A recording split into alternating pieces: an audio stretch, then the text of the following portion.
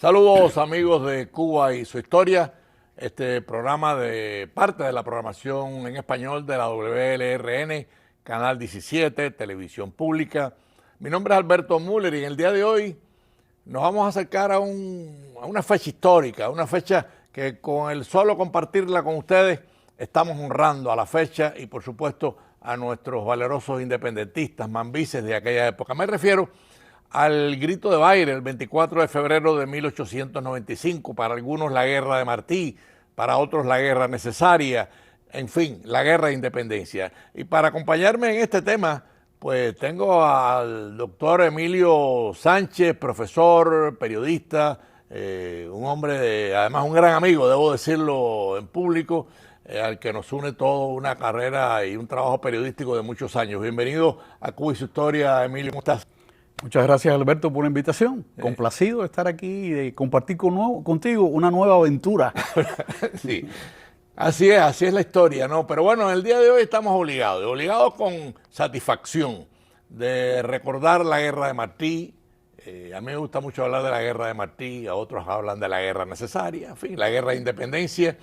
Y para empezar, Emilio, es una guerra que también hay una polémica alrededor de si comienza en Baile o comienza en otro. El hecho es que comenzó en varios lugares a la vez y por eso para algunos es la guerra, el grito de Baile, ¿no? Pero bueno, es la guerra de independencia. Háblame un poco de ese acontecimiento que obviamente es importante recordarlo un día como hoy.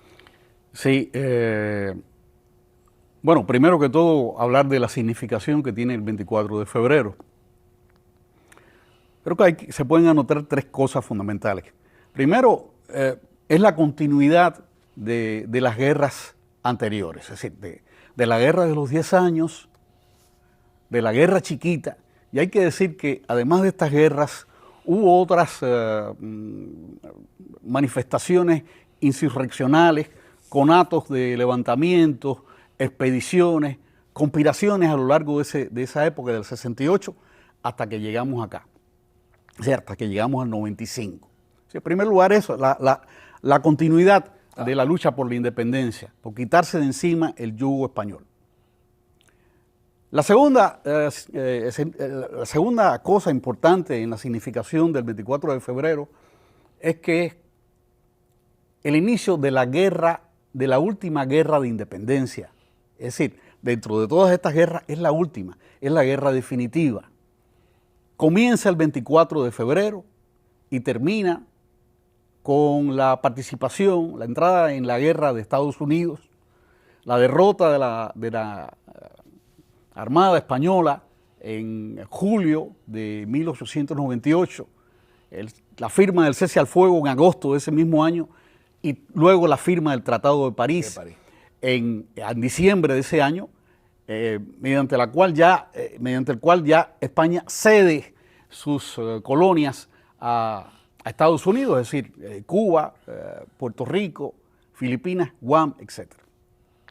Y por último, hay que señalar que es la última de las guerras de independencia latinoamericanas o hispanoamericanas, que comenzaron a principios del siglo XIX y terminaron sobre los años 30. Es decir, han pasado prácticamente 70 años y con Cuba se cierra el periodo del dominio español en la América, que además constituyó un trauma psicosocial político en España, otro tema para Cuba y su historia que pudiera abordar en otro momento. Sí, ese tema lo hemos tratado parcialmente con el fusilamiento de los estudiantes de medicina, en fin, hay tantas temáticas que giran alrededor de la guerra de independencia y la situación anterior. En fin, tendremos que tratar en este programa algún día el fracaso de la Fernandina, claro, porque esa invasión, de haber triunfado, la guerra hubiese sido rápida y no lo fue. O sea, y eso no, posiblemente la Fernandina, si triunfa, no se hubiese dado la guerra hispanoamericana. Pero bueno, dejamos abierto el tema para otra ocasión. Sin duda. Incluso creo que a propósito de la Fernandina pudiéramos pensar en cómo llegamos al 24 de febrero. Claro. Es decir, ¿cómo se llega al 24 de febrero? Bueno, hay que decir que esa no era la fecha inicial concebida en el plan de Gómez y Martí. La fecha inicial del levantamiento era un plan de alzamiento, un plan de levantamiento en Cuba, para el cual se estuvo preparando durante 3 años. Consumió la preparación de este plan. La primera fecha era noviembre noviembre del año 94. Del 94. Año anterior. Bien, del 94. Unos meses antes. Bien, por determinados momentos no estaban las condiciones dadas. Bueno, Martí, que era el principal, por lo menos en el área logística, el conductor de la guerra, decidió posponerla. Y la otra fecha que se consideró fue primera quincena de enero del 95. Bueno, ya hablé de que había 3 años de preparación. Se había concebido un plan perfecto en su estrategia por Martí y por Gómez, y a punto ya de consumarse ese plan en esa primera quincena de enero, se descubre la conspiración, se viene abajo el plan y entonces no queda más remedio que posponerlo. Ya desde el año 94 había presiones por parte del interior de Cuba de lanzar la guerra y era demasiada la presión. Entonces, bueno, en el exterior, en este caso en Estados Unidos, donde estaba la dirigencia del PRC, se decidió entonces pasar la condición de la guerra al interior de Cuba y que ellos allí decidieran cuál era la fecha. Se le puso un límite, no puede ser antes de la segunda quincena de febrero. Y entonces, en este caso, Juan Gualberto Gómez, que era el jefe de la conspiración a escala nacional, decidió que fuera el 24 de febrero, que caía un domingo, por considerar que era muy favorable en términos de clandestinaje. Es decir, ese domingo empezaban, por cierto, los carnavales en Cuba. Ya desde entonces había carnavales en Cuba y entonces decidieron utilizar ese día porque era propicio, la gente se podía mover, las familias en el campo se movían y fue así que se decidió que fuera el 24 de febrero. Y Emilio, hago una pequeña interrupción anecdótica porque es interesante cómo desde Tampa se emite la guerra en una orden que firman Mayes Rodríguez, los coroneles Mayes Rodríguez y Collazo, representación de Máximo Gómez y Martí, y esa orden va envuelta en un tabaco. Es un elemento anecdótico interesante, cómo Martí, cómo ellos deciden. Además, aprovecho para señalar, no hubiese habido ni Fernandina ni otros planes si no es por el aporte financiero de los tabaqueros de Tampa y Cayo Hueso, que es muy importante. Esencial. Pero a propósito de tu anécdota y de estas medidas, digamos, de inteligencia o de contrainteligencia o de contraespionaje, lo triste del 24 de febrero es que el mando español conocía la fecha del alzamiento. Por eso, ¿qué ocurre el 24 de febrero? ¿Qué ocurre el 24 de febrero? Efectivamente, hubo alzamientos. La historia dice que alrededor de 35 alzamientos en todo el país, pero estuvieron concentrados sobre todo en Oriente. En el resto del país, ¿qué pasó? El mismo 24 de febrero caen presos Julio Sanguilí, que había sido designado el jefe de la conspiración para Occidente, y también José María Aguirre, que era también de los dirigentes, de los líderes de la conspiración en La Habana. El mismo 24 de febrero, en su casa. Días después cae prisionero Juan Gualberto Gómez, que es el jefe nacional de la conspiración. El hombre clave. El hombre clave. Y cae también prisionero Pedro Betancourt, que era el jefe de la conspiración en Matanzas. Tanto Gómez como Betancourt fueron prisioneros y deportados. Aunque hubo esporádicos levantamientos en Pinar del Río, en Matanzas, en Las Villas, es decir, el mando español los pudo controlar. Y a fin de cuentas, Pinar del Río, La Habana, Matanzas, Las Villas e incluso Camagüey permanecieron tranquilos. Al punto de que España declara la ley marcial en Puerto Príncipe en julio. En julio, es decir, este es el 24 de febrero. Estaba tan tranquila la situación que se vieron obligados a declarar la ley marcial solo en julio. ¿Qué pasó en Oriente? Bueno, en Oriente sí hubo revueltas, sí hubo no solamente gritos, como ocurrió en Baire, donde no hubo ningún enfrentamiento militar, sino un pronunciamiento. Sí. Pero en otros lugares sí hubo toma de ciudades, toma de poblados. Y combates. Y combates. Eso ocurrió en Oriente. esas acciones insurreccionales se mantuvieron durante ese tiempo. Piensa que, por ejemplo, Martí y Maceo llegan en abril, es decir, febrero, marzo, es decir... Y ahí se produce la mejorana, que es un otro elemento que vamos a tener que tratar por separado, porque viene el gran encontronazo entre Martí y Maceo. Eso es otro tema para un programa especial de Cuba y su historia. Y entonces otras expediciones también llegan a lo largo del año. Ya en octubre se lleva a cabo los primeros pasos de la invasión de Oriente a Occidente, que es ya meter la guerra en otro cauce mayor, donde crecen las acciones insurreccionales, crece, digamos, la participación de muchos cubanos en la guerra y se extiende, bueno, se logra el propósito de extender la guerra a Occidente. Y ya había muerto Martí, que fue otra sorpresa del momento y casi un misterio, ¿no? La muerte de Martí, casi un misterio. Otro tema para Cuba y su historia, nada más para... Sí, lo vamos a tratar, ya lo dijimos al principio, vamos a posteriormente a traer estos temas a los efectos de que Cuba y su historia cumpla su cometido, o sea, el cometido de profundizar en hechos como, por ejemplo, la mejorana es importantísima en la guerra de independencia porque refleja las discrepancias, y no es malo que haya discrepancias, pero las hubo entre Martí y Maceo, y muy graves, ¿no? Así es. Mira, en torno al 24 de febrero, tú habías dicho antes que era importante porque, bueno, es el inicio de la guerra de independencia, la guerra necesaria, como otros la catalogan, o la guerra de Martí. Y ahí cabe la pregunta, ¿esta guerra del 95 es la guerra de Martí? Bueno, ahí me sumo a la polémica y te digo que parcialmente. Bueno, lo que pasa es que Martí fue el gran organizador, con todos los defectos que haya tenido la organización. El gran pensamiento lo pone Martí con su discurso del 26 de noviembre en Tampa, y después el día siguiente cuando el discurso por el 27 de noviembre de los estudiantes fusilados. O sea, Martí pone un pensamiento que realmente todavía está vigente y, por supuesto, no se ha complementado ese pensamiento. Está pendiente de que Cuba sea libre, ¿no? Bien, voy a argumentar porque digo que solo parcialmente. La guerra que Martí propone ya en la propia fundación del Partido Revolucionario Cubano y que se concreta en ese plan de alzamiento que él elabora con Gómez, era una guerra que él consideraba que tenía que ser breve y generosa.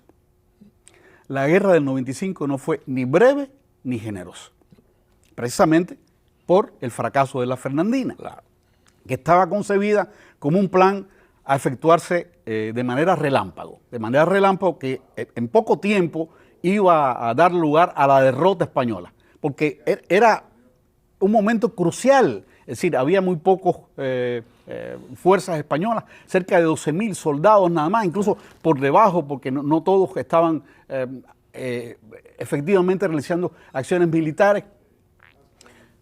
Y la guerra que se emprende a partir del 24 de febrero es una guerra de negociación de daños. Es decir, no había dinero, se había perdido el factor sorpresa, se había perdido la simultaneidad, los jefes mambises llegaron a destiempo, llegaron desarmados.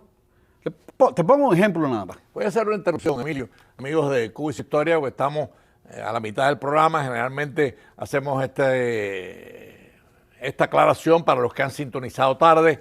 Estamos con el doctor Emilio Sánchez, periodista, escritor, analizando la fecha de hoy, del 24 de febrero, para algunos el grito de Baire, para otros la guerra de Martí. Efectivamente, el fracaso del plan de la Fernandina pues hace que la guerra no sea corta como Martí y Gómez la tenían planeada, inclusive con la participación de Maceo. Bueno, esta interrupción dejo a Emilio que continúe porque está en un momento clave de aclaración histórica sobre este fenómeno. Claro, es decir, retomo la idea. Para Martí la guerra debía ser breve y generosa, y así está en la documentación. No pudo ser breve ni pudo ser generosa.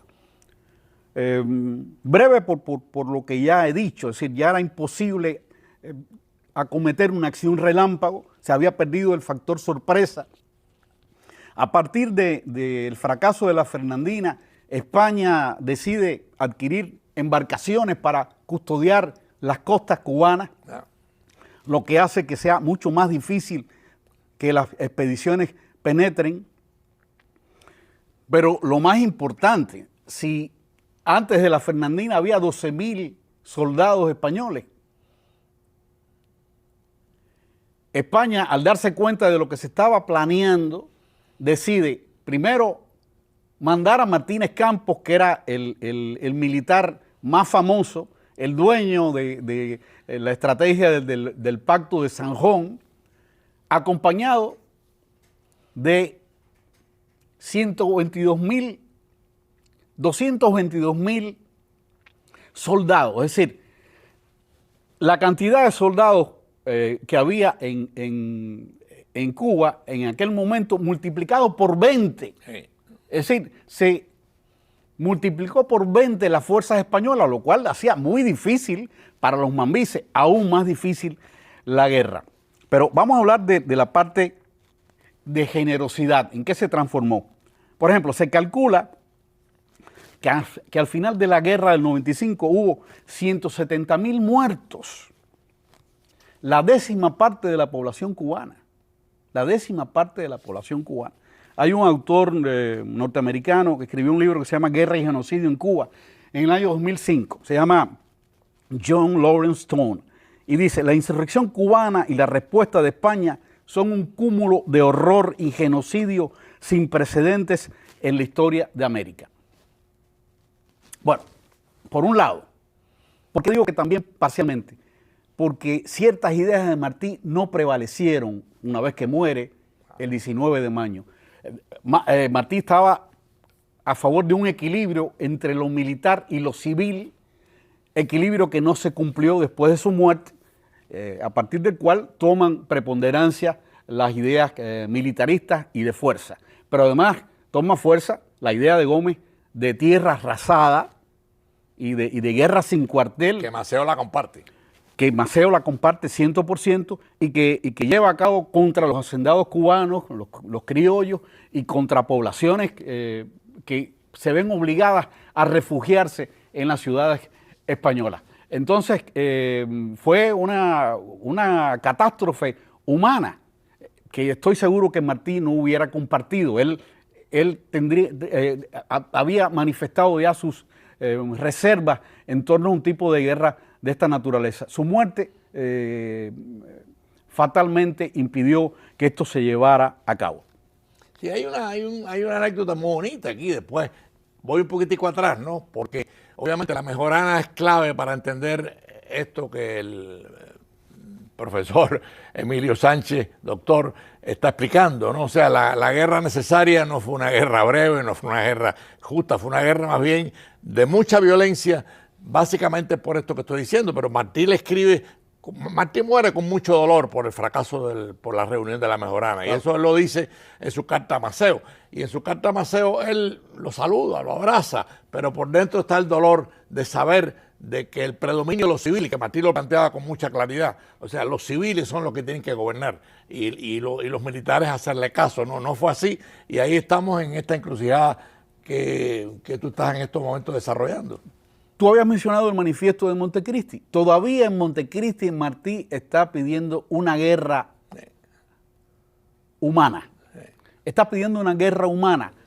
Y la guerra del 95, digamos que no tomó en cuenta esas ideas que tenía Martí, que decía, esta guerra no es contra el español, esta guerra es, digamos, a favor de la igualdad racial, de la justicia social, de respetar a las personas que habían asumido una posición neutral.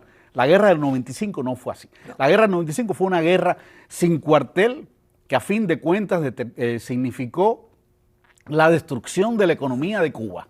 La destrucción de la economía de Cuba. Eso es lo que se encuentran los norteamericanos al llegar allí en el 98. Es decir, un país en bancarrota. Bueno, esto puede lucir muy fuerte, Emilio, ¿no? Y amigos de Cuba y su historia. Ya en ese momento no era la guerra de Martí. No lo era. Lamentablemente es así. A lo mejor no era posible la guerra de Martí, como él lo planteó en el Montecristi. No, a lo mejor no era posible.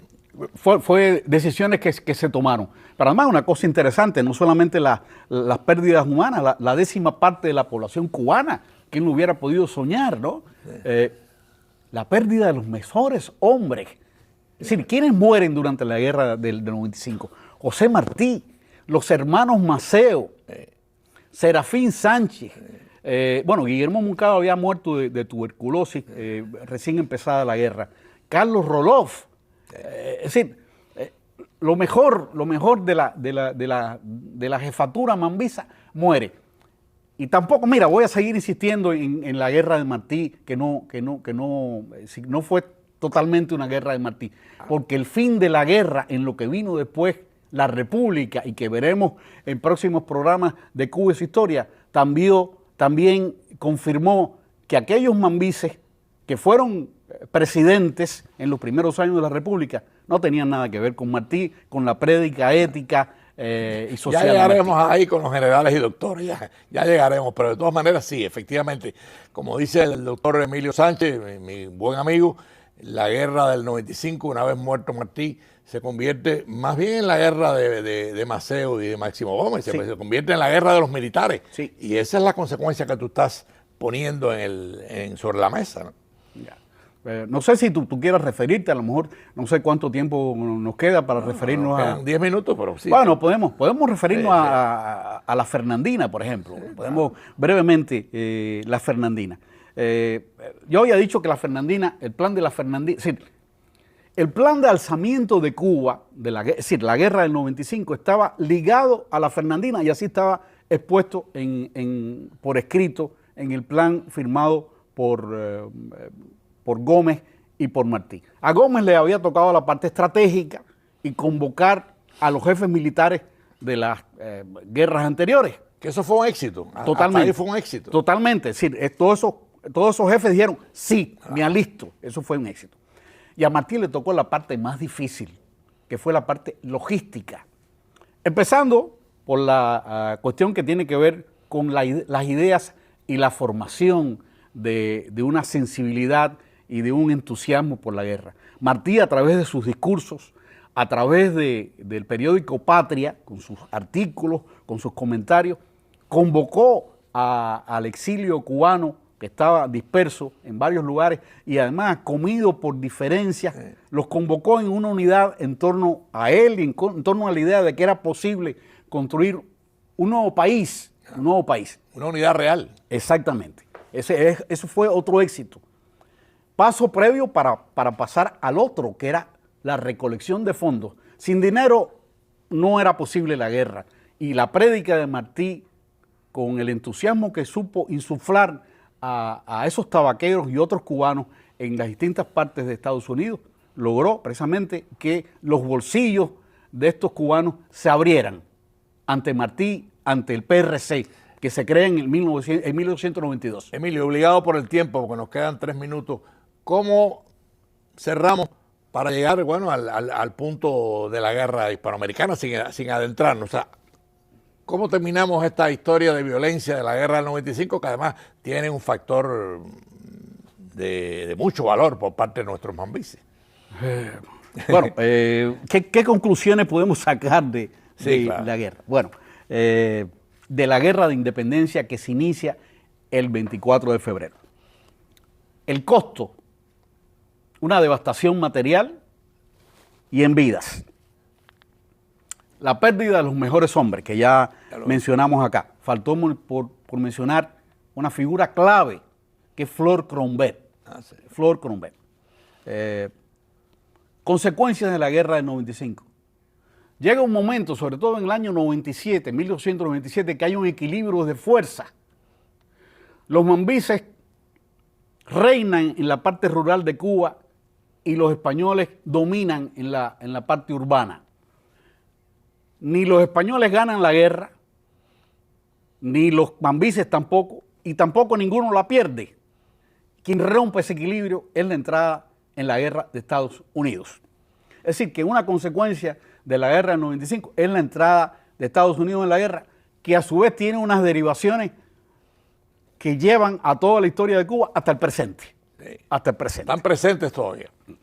Pero hay que decir también que esa guerra de independencia, con todos los errores, con todas estas devastaciones, a fin de cuentas, incluso con la participación de Estados Unidos, determinó que el 20 de mayo de 1902 se declarara la independencia de Cuba y tuviéramos un país.